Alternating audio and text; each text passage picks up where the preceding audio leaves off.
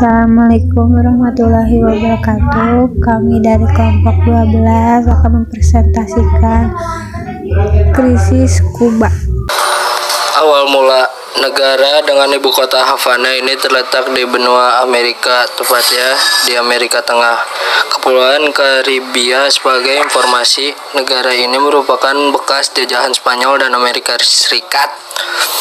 Jika bicara mengenai Kuba, maka tak lepas dengan peristiwa revolusi Kuba. Ini peristiwa awal mula terjadinya invasi Teluk Babi hingga krisis misil Kuba. Singkat cerita, revolusi Kuba adalah peristiwa pemberontakan bersenjata yang dipimpin oleh Fidel Castro dengan tujuan menggulingkan kediktatoran Fulgencio Batista. Revolusi Kuba sendiri dimulai pada 26 Juli 1953. Kemudian pada akhir tahun 1958, Castro pun berhasil menguasai Kuba.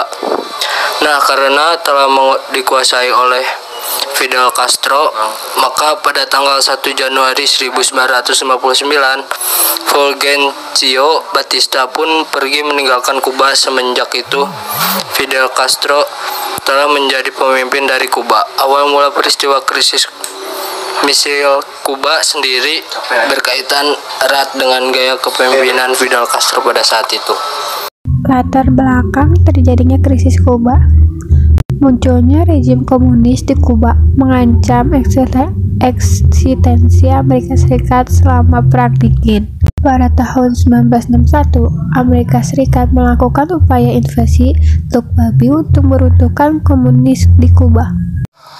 Faktor-faktor penyebab terjadinya: 1. Kekhawatiran Amerika Serikat terhadap rezim komunis Fidel Castro yang bakal mendorong adanya revolusi komunis di negara-negara Amerika Latin lain. Kedua, Fidel Castro menasionalisasi seluruh aset dan perusahaan Amerika Serikat di Kuba. Ketiga, Amerika Serikat menerapkan embargo komoditas perdagangan dari Kuba. Keempat, sikap Fidel Castro yang mengancam invasi Amerika Serikat terhadap negara-negara berkembang di dunia. Kronologi.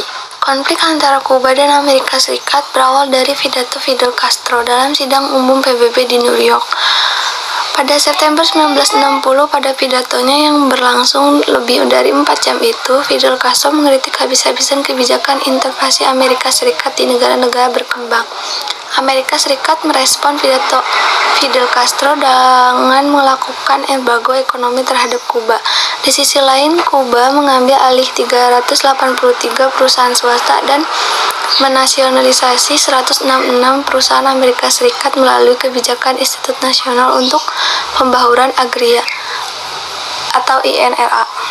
Di sisi lain, Kuba mengambil alih 383 perusahaan swasta dan menasionalisasi 166 perusahaan Amerika Serikat melalui kebijakan Institut Nasional untuk Pembaharuan Agraria atau INRA.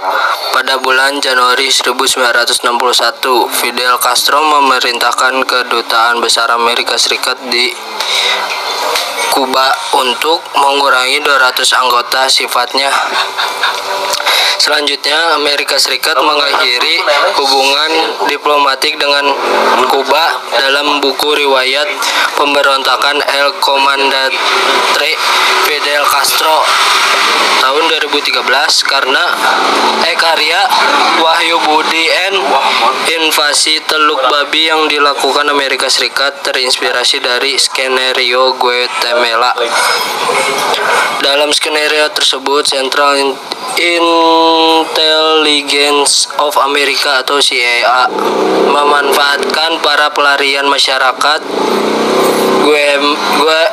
Guatemala untuk menggulingkan Presiden Jacob Arbenz. Berakhirnya krisis Kuba. Krisis rudal Kuba berakhir pada akhirnya. Bencana besar dapat dihindari ketika AS menyetujui tawaran pimpinan Soviet Nikita Khrushchev. Pada 26 Oktober, Khrushchev mengirim pesan kepada Kennedy di mana ia berjanji akan menyingkirkan rudalnya. dari Kuba asalkan AS setuju untuk tidak menyerang Kuba dan mengambil instalasi misil mereka di Turki. Pemerintahan Kennedy memutuskan untuk menerima persyaratan pertama dan mengabaikan persyaratan yang kedua. Namun secara pribadi, para pejabat Amerika juga setuju dengan menarik rudal negara mereka dari Turki. Jaksa Agung AS Robert Kennedy secara pribadi menyampaikan pesan tersebut kepada Duta Besar Soviet di Washington. Meski perang dingin masih jauh dari kata selesai, AS dan Soviet sepakat untuk mendatangani dua perjanjian terkait senjata nuklir.